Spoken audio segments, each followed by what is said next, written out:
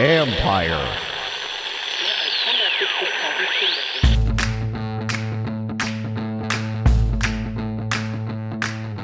Hello and welcome to my podcast. Do me a favor, subscribe to the John Keim Report wherever you get your podcasts. You're watching on YouTube, hit that like button, hit that subscribe button. You can find us there as part of Empire Media, A-M-P-I-R-E. You can read my work on ESPN.com. You can read Nicki's work, as you know, it's Nicki Jhabvala from the Washington Post at WashingtonPost.com. We're here to wrap up a 37-3 clunker. So the weather was horrible. The game was bad for Washington. And this is one of those games where they just talk about, I guess, flushing it. But I want to look from the big picture perspectives. We're not going to go over like the turning point in the game. I mean, there was no turning point. It was bad from start to finish. There you go. So from a big picture perspective, how are you approaching this one after the game? Yeah, I think this was one that showed the work that is still needed from the team as a whole, and also showed that they have a 23-year-old quarterback who has started 4 games. That's the reality of it. He showed a lot of promising things. He had some good moments in this game too. It wasn't all terrible. But there's still a lot of football he hasn't seen, and opponents know that, and they see it on film and they can capitalize on it. And there were multiple instances, 9 sacks, 4 interceptions, a fumble by Antonio Gibson, where he's just got to learn and correct these mistakes.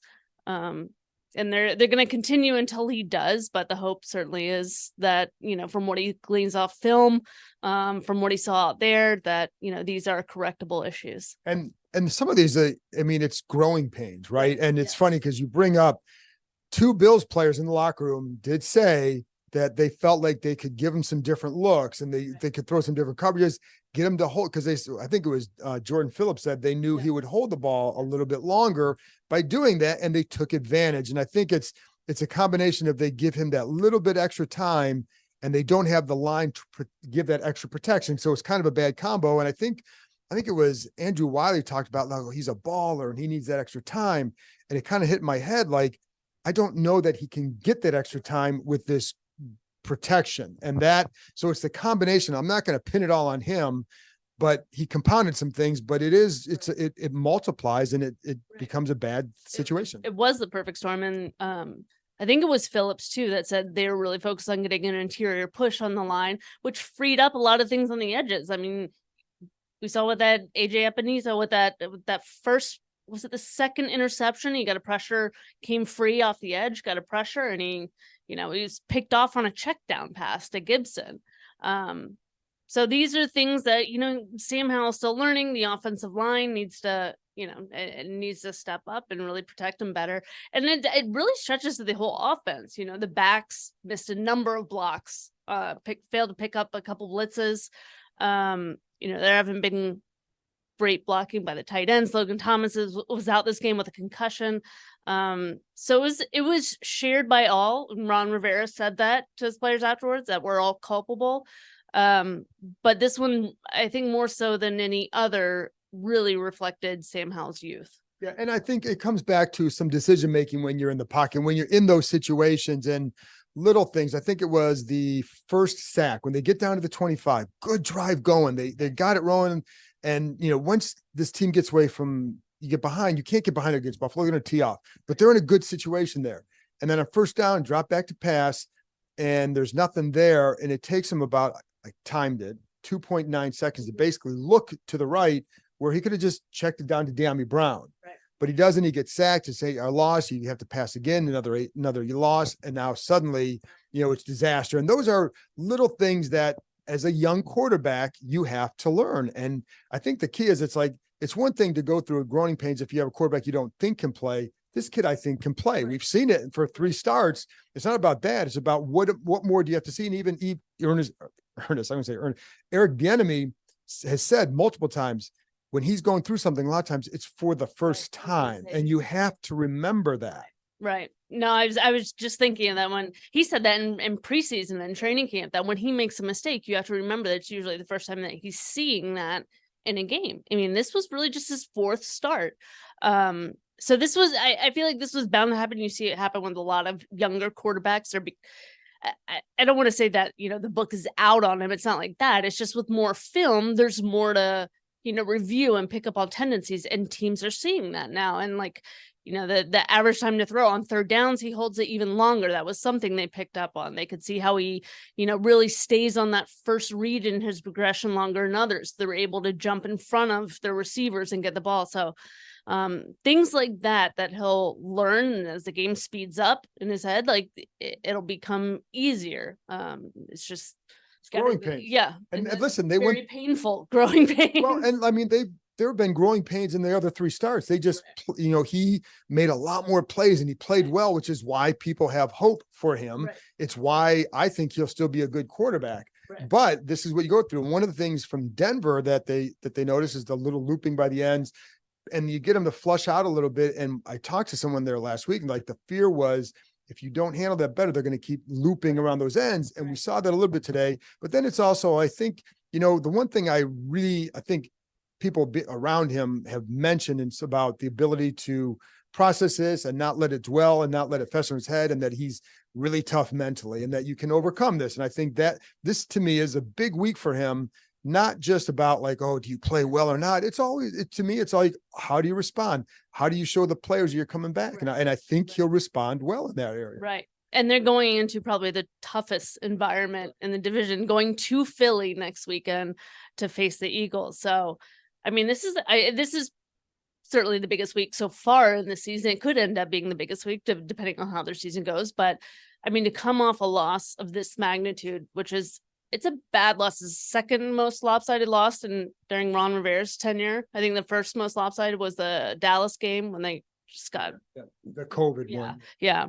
So it's a tough one to take, but take some lessons from it. Yeah. And to me, when I say respond, it's not just about do you go out and have a great game. I think it's about how do you show up on Wednesday? Right. How do you show up on Thursday? And what we know about what we've seen from him is, I think he'll be fine, because this is who he is. And like, he's had bad moments in games before, and he's always come back from them. And so I think that will be a sign, but so it's a good test for him to come out and just show more of what he's about in that area. And that's one of the things that separates him as a young quarterback. I mean, so often you see young guys where they make these mistakes. It snowballs in a game, and then it snowballs to multiple games, and they just lose confidence. It spreads to the rest of the offense. It doesn't, I mean, obviously he was frustrated. He was not happy with his play today. It was evident. I don't know how it couldn't be, but he didn't seem to lose his poise back there. I think one of the biggest things that at least I want to see, and I know the coaching staff has preached this throughout training camp and preseason, is his ability to self-correct. Right. So to not make a lot of these same mistakes, So we'll see. I mean, it's going to be a huge game next weekend. It is. And I think, again, a young quarterback, and Ron Rivera said that, you're going to go through this because every young quarterback does. And it's, when you talk about this, I think sometimes people don't like to hear certain things, but this is the process. Right. And the good thing for them in the first 3 starts is they won those games. They won those first 2 with him still enduring some of those. And, sometimes it's like, if this game gets away from them, right? And so then things just start to snowball and multiply. The kid gets back up. And that's one of the things you look for. I also like Nicki, and the question gets asked, how do you process a loss like this in the locker room? Mm-hmm. And a lot of times, you just flush it. You flush it. Right. I kind of like that he says you don't flush it. You learn from it. I actually like that. I'm like, when he said that, I was like, I really like that. I did too. Like it happened. You don't forget it. You learn from it. Mm-hmm. You don't try to erase it completely. Take the lessons from it. So yeah, I heard that too. And I was like, oh, it's really good. What else did you take from, there are many other parts to this one. There are a lot of other stuff, but Ron Rivera talked about his message to the team afterwards, which is, hey, this is football. I think we talked a little bit. And part of me just says, well, it is football, but I don't think they're going to explain it away just by that. I would hope not, because it's more than that. I think this is about, you have to play to a certain standard. Right. And while, yes, this games get away, I mean, hey, listen, today the Chiefs are beating up on the Bears. Who saw that coming? Right. You know what I mean? Right. And I think that was a joke. Yeah. Well, sorry. I'm in the zone, Kime. I think Ron's point on that was, it's one game. Right. It's football. you got to be able to move on, but let's focus on how do we bounce back? How do we respond? Much like, we were talking about with Howell.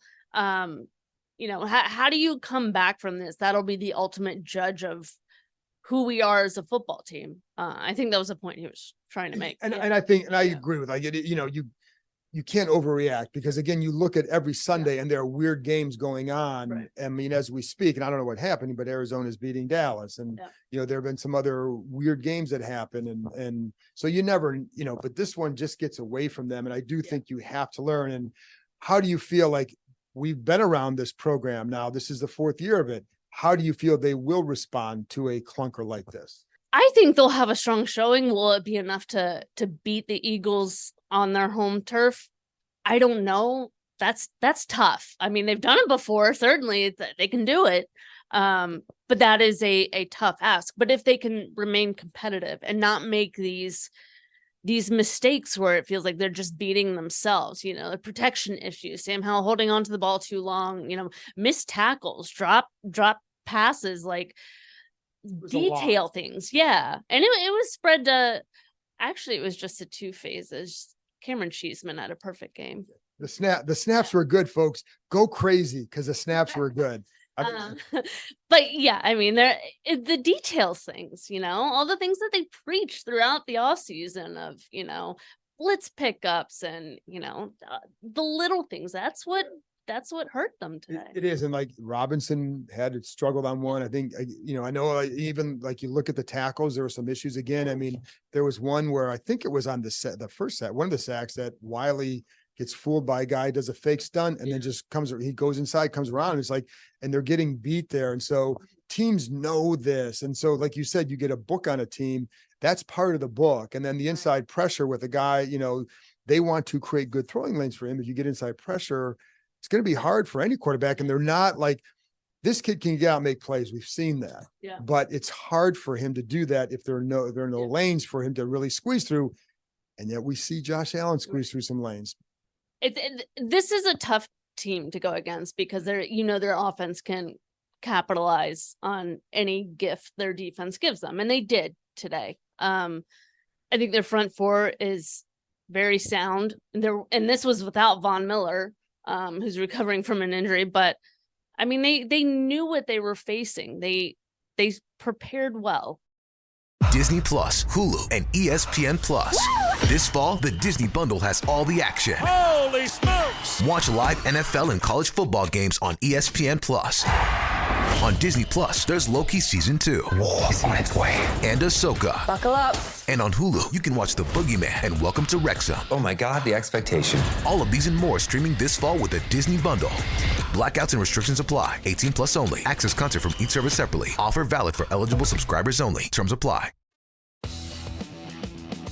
When you look at how I'm sure he's going to look at this interception 1, 2, 3, or 4 and say, okay, I should have done this, this, and this.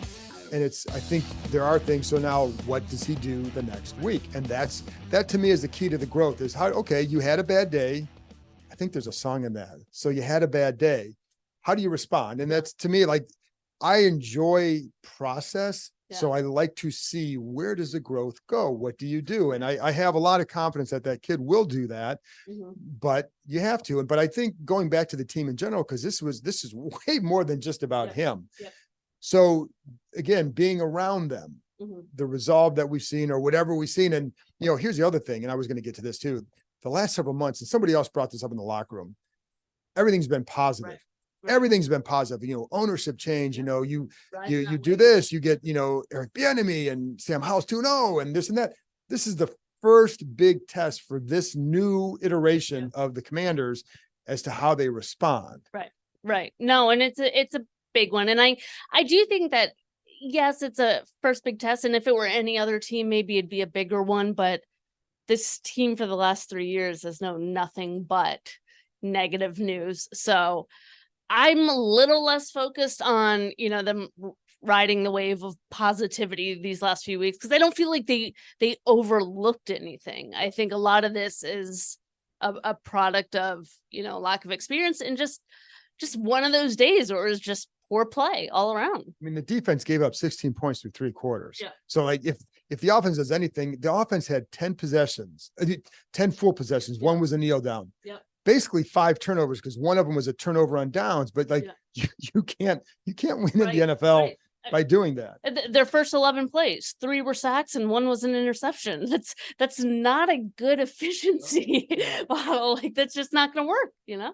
Antonio Gibson fumble. That's one of them. What do you do there? Because it's second now. Last year he had one in the opener and that was it. Yeah, this has been a recurring thing with him throughout his time here.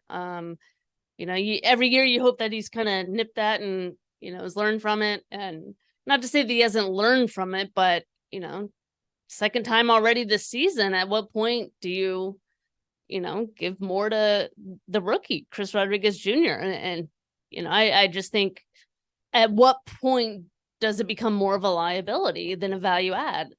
I mean, and you were talking about this 1 week after he has the big play on the screen. Right. That's the value. Right. That's the other part where you coaches at some point, they want to be able to trust you. Right. So what do you do? I mean, I think you're going to ride a little bit longer. I do like Rodriguez. We talked about him. Like I like what I think he can do. He's a good plant and cut guy in this offense. Will help. But he's a different player, though. He is more of a pure back and not more of a dynamic playmaker who can, you know, catch passes and run the ball. So it's not a simple, you know, apples for apples change there, you know? No, it's not, because Antonio is a playmaker. I mean, he's got the speed. Nobody else has that speed with that size. He's a rare combo. That's why you keep going back to him, but it does make it difficult. The other thing that it gets, I would say too, is that first of all, Buffalo is really good, but then how many times were there where Josh Allen just makes a play and you say very few guys are going to make that play? Like that was really good defense. That was good coverage, or that was a good rush. And he just makes a play. Yeah. No, I mean, he can make throws that just don't make sense. Like, I don't understand the physics of it. It's just bizarre. He can just launch it like he's flicking it and it goes like 35 yard. It makes no sense. The one to Stephon Diggs, Yes. he's backing up. He's under pressure and he drops in a dime. I mean, that's that's one of those, like, well, what do you do? But that also shows, and my colleague Sam Fortier made this point in the game, is like that's a product of his development. He was a young quarterback too. I hate to make the comparison. Josh Allen is an elite quarterback. Sam Howell may end up being like that. We don't know yet. But remember, he had the accuracy issues coming into the league, and you know, to see throws like that consistently, oh my goodness, it was just And I think it's also, there's also, like, you watch him, it's like how quickly because he's seen everything, and that's it's right. Yeah, and when he is very much a tested veteran quarterback at this point. Because when you talk about, like, I know people that get tired of hearing about Sam holding the ball. It's part of what he does. And so it's okay. It's in every week. The problem is it's not every week. It's for a different reason. It could be because, well, on this play, and for a young quarterback, not just Howell, but for a young quarterback, I was seeing this, and then I thought this, and it was that. Right. And so you just, you know, but Allen is a really good example of that, where he can get to. What did you think about the defense overall today, though, when you're watching? I thought they were pretty good. You know, considering the offense they were going against, I thought they gave their own offense opportunities that were squandered. The run defense still worries me. The rush lane discipline still worries me, you know, where they break contain and Josh Allen can pick up yards. I mean, that's the new norm in my mind with quarterbacks, is you're going to face these mobile guys. So if you can't keep them in the pocket or to the best of your ability, then you're going to get hit with these explosive runs. And that's just, you know, takes away from the rest of the work. But I thought their coverage was pretty good. Yeah, it was okay, you know. I mean, because it gets away at the end, and you have a couple, you get up a defense offensive touchdown, and I get it, and so it's a little bit skewed there, but you know, I don't come away thinking, oh my God, they didn't get Marshawn. They actually had at times good situations, and again, Josh Allen gets out of some of them, and then they give up some plays, but by and large, if you hold that team to 16 points through 3 quarters, you're doing your job. And you just need help. You can't have an offense turning the ball over. You've got to have an offense convert. And you know, otherwise you're going to do that. So, you know, I think the other part too that I wanted to get to, it's 19 sacks now.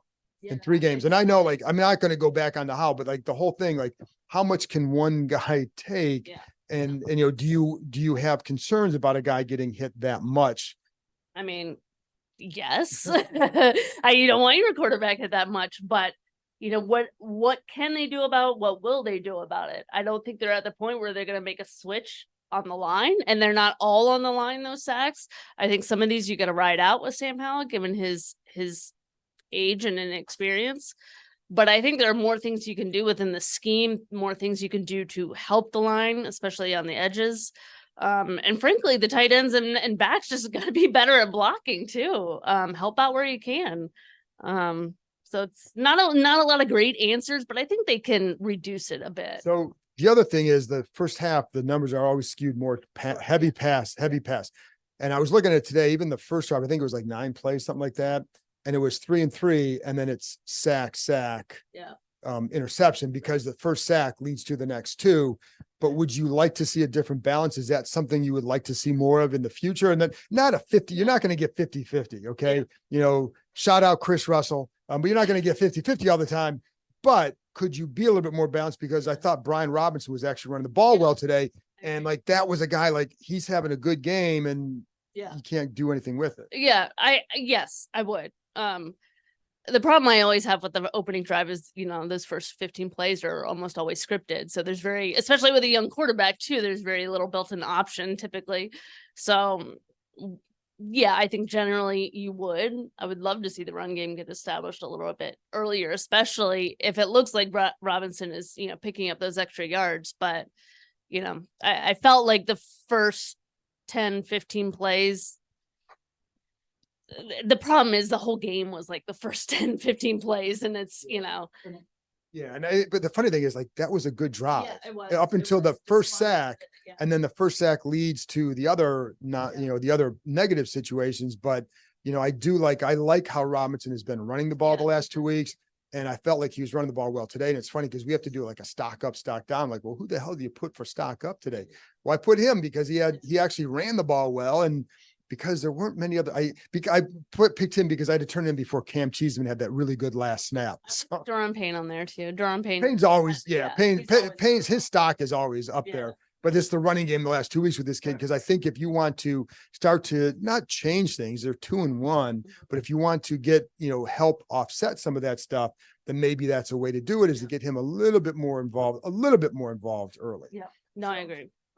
So I guess I think that's probably about it. Anything else we need to talk about with this? Because I do, you know, like you said, with the line, there's nothing that's going to be resolved there. And the tackle, people can scream and about guys they should have drafted maybe instead to put in there. They're not here. This is what you got. As Gene Hackman once said, this is my team on the field, whatever he said, you know, in Hoosiers. So how about that? A Gene Hackman reference. But that's where we're at, Nikki. It's, you know, when it's 37-3, we're going to go back to Hoosiers and Gene Hackman. But I don't think where I go back to Ron's comment about his football, I don't view this as like, oh my God, the wheels are going to fall off here. And they're not as far. Is this a reality check? In some ways, yeah. But is it a death sentence? Hell no. No, I mean, this is not a time to panic. I think he said it best, that sometimes winning can mask your deficiencies, and this exposed a lot of them. And they need to go to work to fix them. There you go. That's it from FedEx Field with my pal Nicki Jhabvala. You can read it on the Washington Post at Nicki_Jhabvala, Jhabvala on Twitter or X. Oh, no underscore. Oh my gosh. You said underscore? No underscore. I'm an underscore. Have I always been saying underscore? Apparently I'm following somebody who is Nicki_Jhabvala. Nicki Jhabvala, Nicki Jhabvala on X. And that's it for me. Don't forget, on Tuesday, I'll be back Tuesday morning with a game review. I know you can't wait for that one, because this is a great one to go back and watch a film on. And then Tuesday night, making your day even better, Bram Weinstein, the voice of Commanders, and I will be back with a live stream show at 7:30 Eastern time. Oh, we're going to have a lot of fun. It's a therapy Tuesday. I'll talk to you next time.